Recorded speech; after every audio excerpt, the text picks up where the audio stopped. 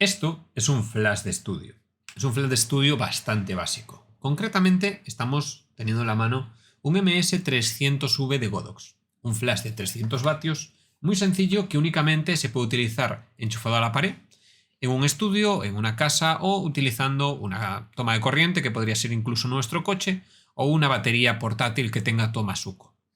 Dependiendo del país en el que vivas, necesitarás un enchufe de pared u otro, pero eso no es importante en este caso. Lo que vamos a hablar en esta situación es en qué momento puede ser útil tener un flash. Y aparte de eso, tienes que tener en cuenta ciertas cosas a la hora de manipularlo y utilizarlo para evitar que se te estropee. Y tener en cuenta que todo lo que tú hagas con este flash va a requerir que con el tiempo cambies la bombilla que hay dentro. Bien, para empezar quiero que sepas que tener un flash te va a aportar muchas cosas, no solamente cuando estés en estudio, sino también cuando estés en exterior o con luz de día. El motivo es sencillo. En el momento en el que tú tienes un flash, puedes aportar una luz principal o una luz de relleno. Vamos a diferenciar la luz principal de la luz de relleno. Yo ahora mismo tengo una luz detrás que está rellenando la luz del fondo. Y la luz principal, que es la que me ilumina a mí principalmente, sería el reflejo de la pared que rebota y da en mi cara. Si yo ahora mismo lo que hiciera fuera coger esta lámpara, que es una lámpara de mano, y me iluminara de esta manera, mal iluminado, sería esta la luz principal, mientras que la de detrás sería una luz de relleno que iluminaría el fondo.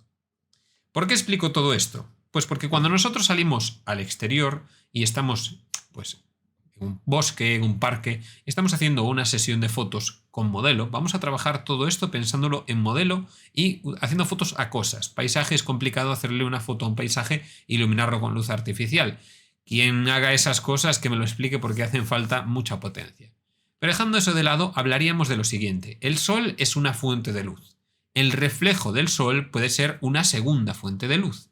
Pero si nosotros tenemos una fuente de luz que podemos posicionar, que puede ser un flash de zapata o un flash de estudio, nos permitirá rellenar o aportar la luz principal a nuestra imagen. En muchas ocasiones, flashes de estudio van a tener suficiente potencia como para que nosotros consigamos que una imagen que está iluminada por el sol parezca que el sol no existe. Es decir, que la luz del flash sea suficientemente potente como para que el sol parezca que no existe. Entonces nos dará una capacidad creativa muy grande.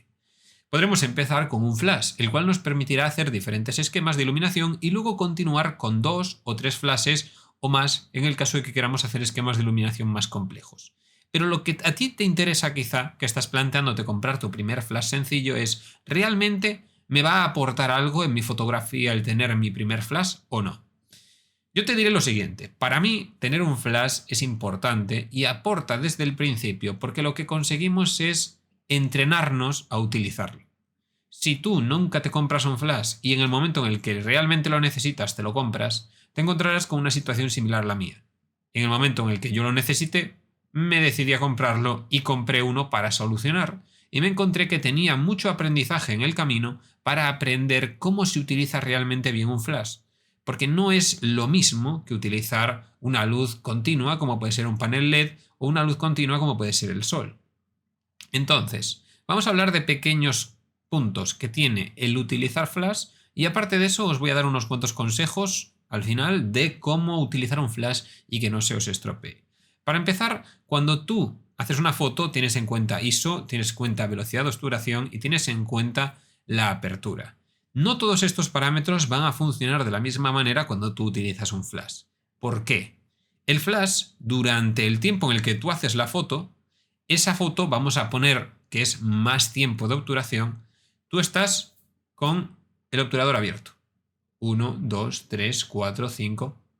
Pongamos 5 segundos.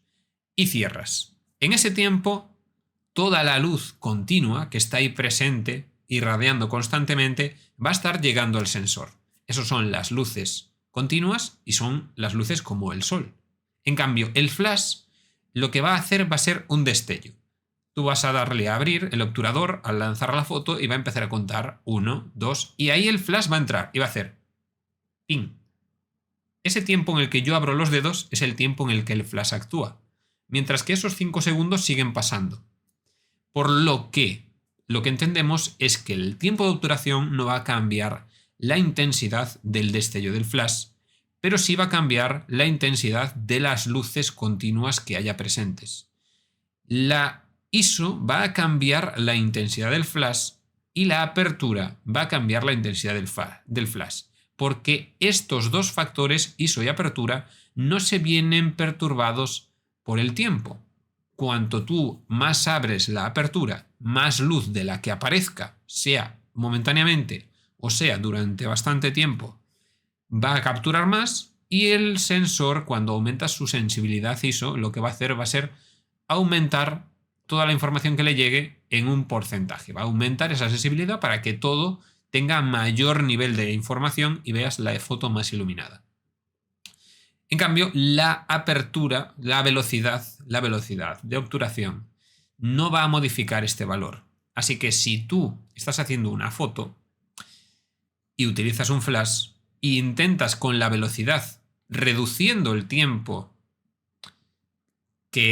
aumentando el tiempo o reduciendo el tiempo que el sensor está captando información, esperas mejorar la intensidad del flash, estás equivocado. Modificarás las luces de relleno que son continuas, o las luces que no sean de relleno. Puede ser principal, la luz continua que da sobre el sujeto, y puede ser de relleno el flash. Pero tienes que tener en cuenta esto.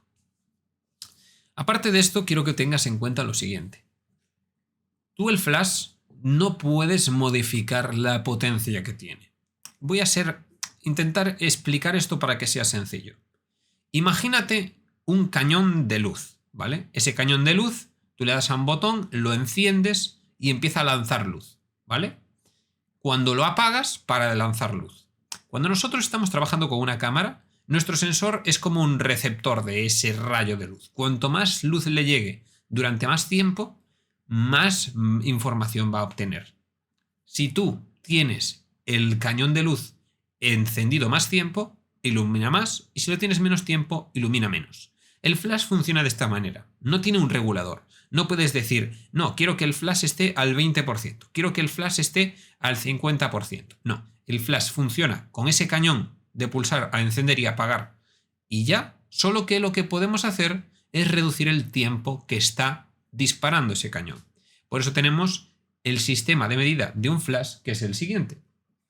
Nosotros en el flash tendremos en esta pantalla, o en el potenciómetro que tengamos si es un poco más antiguo, tendremos un 1 partido 1. 1 partido 1 es toda la potencia. Y podremos reducir a 1 partido 2, 1 partido 4, 1 partido 8, 1 partido 6. Y dependiendo de lo bueno que sea tu flash, te permitirá partir por más números, permitiéndote hacer destellos mucho más cortos.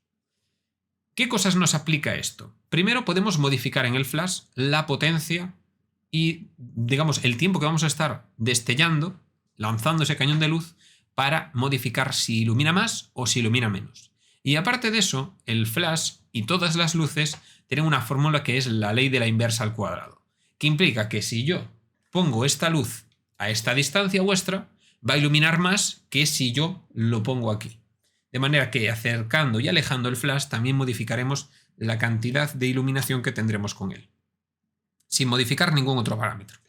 Entonces, ¿qué cosas nos encontramos al comprar el primer flash? Nos encontramos con que tenemos dos parámetros más que tenemos que añadir y un parámetro que no va a funcionar con el flash, que es el tiempo de la velocidad de obturación, ¿vale? Teniendo en cuenta esos dos factores, hay muchas más cosas que aprender.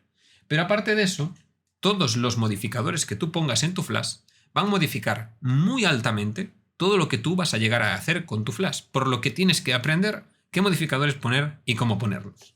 En el momento en el que tú añades más de un flash y pones 2, 3 o 4 flashes, ahí ya tienes que aprender a posicionar todos esos flashes para que las luces y las sombras y cómo son esas luces y esas sombras tengan sentido. Entonces, si antes te sentías un poco agobiado por entender cómo funcionaban los parámetros de tu cámara, ahora tienes que aprender un montón de cosas más que tener en cuenta todas a la vez para poder hacer una foto realmente correcta.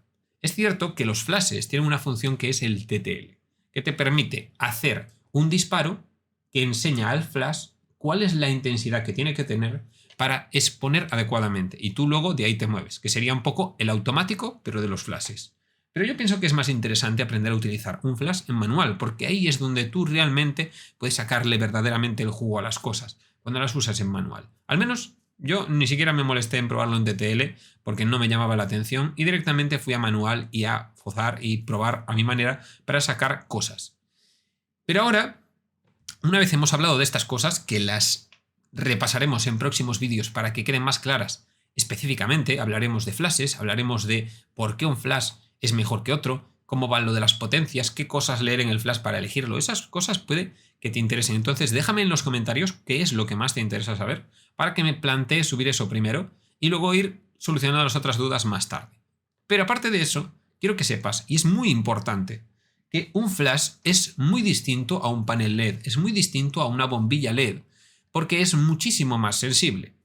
¿Por qué lleva este cabezal negro aquí?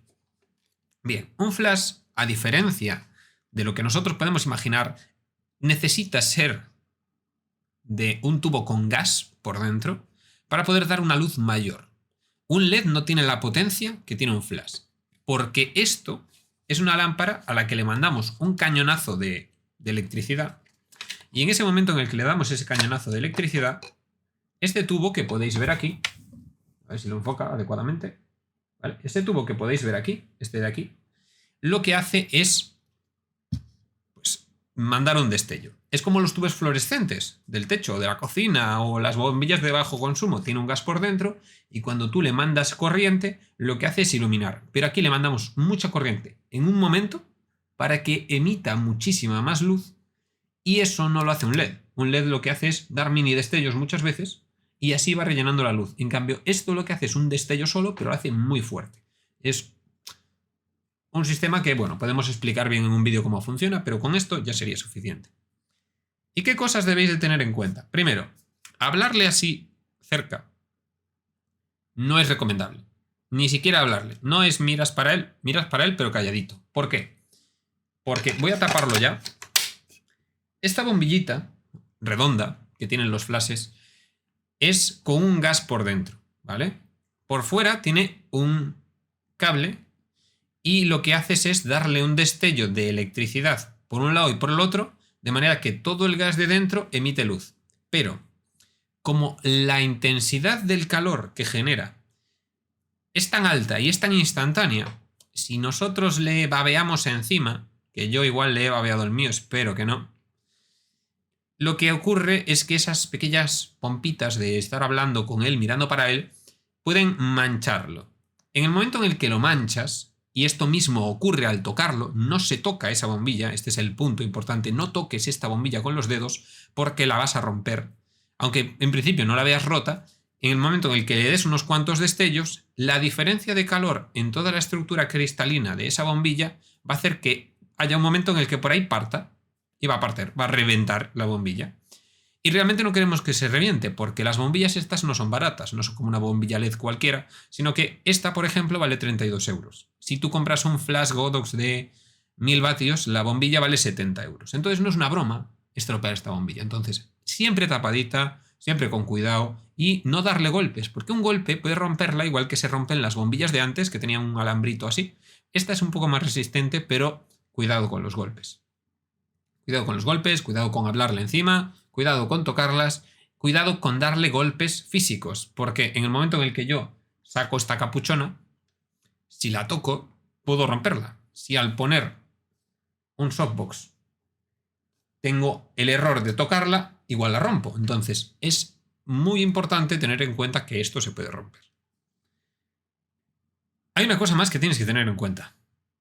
Estos flashes, por lo general, la mayor parte de flashes, excepto los que se clavan en la parte de encima de la cámara, necesitan de un aparatito similar a este, ¿vale? Este aparatito lo que hace es que manda una señal al flash para que haga el flash cuando tú disparas la cámara. Sin esto, un flash, por mucho que te gastes 1000 o 2000 euros en un flash, si no compras el disparador, te encontrarás con que estás tranquilamente en tu casa y dices, ¿y esto? ¿Por qué? ¿Cómo hago para que funcione? Y entonces te encuentras con que necesitas esto. De estos los hay a nivel más profesional y a nivel menos profesional. Yo compré uno que me parecía bastante útil, bastante fácil de usar, bastante cómodo, bastante portátil y es este. Entonces, busca el disparador específico de tu flash para poder dispararlo a distancia y ten en cuenta que este mismo disparador te va a servir para varios flashes al mismo tiempo, por lo que no tienes que comprar otro. Así que con esto y con un flash puedes empezar a experimentar. Aparte de eso, utilizar un flash requiere en muchas ocasiones de decidir si quieres que sea fijo, es decir, de casa, o si quieres que sea portátil. Portátil va a tener batería y siempre va a ser más caro. Vas a tener menos vatios en mayor precio. Pero normalmente lo que vamos a conseguir es que este flash sea de bolsillo, que lo puedes llevar contigo, que sea cómodo de usar y que no pese. En cambio, estos sí los vas a poder usar fuera si te llevas una batería de estas de enchufarle directamente la corriente como si fuera en casa. Pero va a ser un equipo mucho más difícil de mover y tendrás que moverlo seguramente con un vehículo porque en la mano o en una maleta mismo no va a ser nada cómodo. Pero hay que tener en cuenta un detalle, y esto es algo que yo investigué bastante y al final he llegado a esta conclusión. Si alguien por ahí me quiere corregir, yo sé que hay flashes, o al menos creo que hay flashes que funcionan de las dos maneras, pero la mayor parte de flashes tienes que elegir o batería o enchufarlos. No es que puedas tenerlos con la batería y al mismo tiempo enchufarlos, sino en la mayor parte tienes que elegir una de las dos cosas. Y si tú vas a utilizarlos en un ambiente de casa, en un ambiente de estudio, en un ambiente de irte a locales o a hoteles o a sitios en los que puedas enchufar, muchas veces vas a preferir que sea de pared. Va a ser más barato, va a ser más potente y aparte de eso, no vas a tener que preocuparte por cargar baterías. En cambio, si lo que vas a hacer es mucho más trabajo de calle, mucho más trabajo de sitios en los que no vas a poder enchufar, sí que te recomiendo que sean de batería. Pero después de esto, ¿hay alguna cosa más que comentar? Pues hay una cosa más que comentar, y es, en un principio, elegir un flash es muy complicado, porque a la hora de elegir iluminación, si tú no pruebas las cosas, no tienes muy claro qué es lo que va a hacer o cómo va a funcionar, y las maneras en las que están escritas todas las informaciones y estadísticas y cosas que hacen estas cosas, está un poco confusa. Entonces, en próximos vídeos te voy a enseñar a cómo entender todos esos textos y extraños códigos que tienen todas las especificaciones de estas cosas para que aprendas a elegir uno que esté acorde a lo que necesitas y también para qué sirve cada una de estas potencias, porque a veces igual estás tirando a por una potencia que es excesiva para lo que tú quieres y otras veces te estás quedando corto. Entonces, espero que te haya gustado este vídeo y nos vemos en el próximo. Adiós.